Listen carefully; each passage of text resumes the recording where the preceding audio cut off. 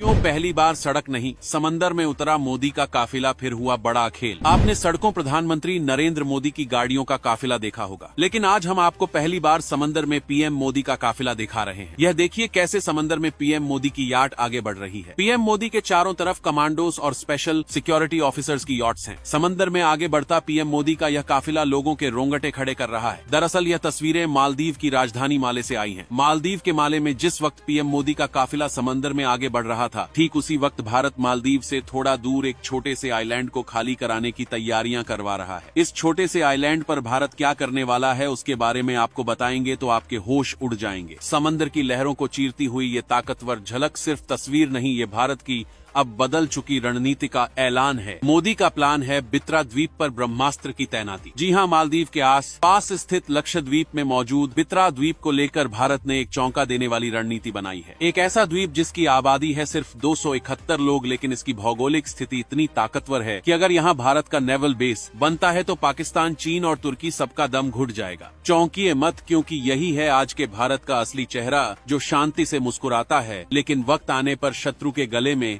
शिकंजा कस देता है। मालदीव के माले में पीएम मोदी उस वक्त पहुंचे जब वहां का राष्ट्रपति मोहम्मद मुइज्जू हाल ही में इंडिया आउट कैंपेन चला चुका था। लेकिन क्या हुआ, आज उसी मुइज्जू ने भारत के प्रधानमंत्री को अपनी सेना की परेड दिखाई, अपने रक्षा मंत्रालय की इमारत पर मोदी की तस्वीर लगाई और मोदी को स्वतंत्रता दिवस का चीफ गेस्ट बना दिया। इसे कहते हैं कूटनीति की जीत और सामरिक मोर्चे पर फुल स्ट्राइक। भारत और मालदीव के बीच इस दौरे में 8 बड़े समझौते हुए और वो जो चीन, तुर्की और पाकिस्तान ने मिलकर मालदीव की आंखों पर पट्टी बांधी थी, अब वो पट्टी उतर रही है। लेकिन मोदी सरकार आंख मूंद कर भरोसा नहीं करती, क्योंकि दिल्ली को मालूम है मोहम्मद मुइज्जू जैसे नेता कब चीन की गोदी में जाकर बैठ जाएं, कुछ कहा नहीं जा सकता। इसीलिए भारत अब खुद की सुरक्षा के लिए अगला कदम उठा रहा है और वो कदम है बित्रा द्वीप का सैन्य अधिग्रहण। बित्रा द्वीप लक्षद्वीप के उत्तरी भाग में बसा एक छोटा सा टापू है, लेकिन रणनीतिक दृष्टि से ये एक जियोपॉलिटिकल डायमंड है। अरब सागर की सबसे अहम नौवहन रूट इस द्वीप के करीब से गुजरती है, जहां से तेल, गैस और ग्लोबल ट्रेड का बड़ा हिस्सा आता जाता है। अगर यहाँ भारत का एक पक्का नेवल बेस बन जाता है तो समझ लीजिए चीन की बंदरगाहों से लेकर पाकिस्तान के ग्वादर तक और तुर्की की छद्म घुसपैठ तक सब पर भारत की सीधी नजर होगी और जरूरत पड़ी तो सर्जिकल वार भी होगा। भारत पहले ही लक्षद्वीप के कावरत्ती में आईएनएस द्वीप रक्षक और मिनिकॉय में आईएनएस जटायु तैनात कर चुका है। अब बित्रा तीसरा मोर्चा बनेगा और ये ऐसा त्रिकोण तैयार करेगा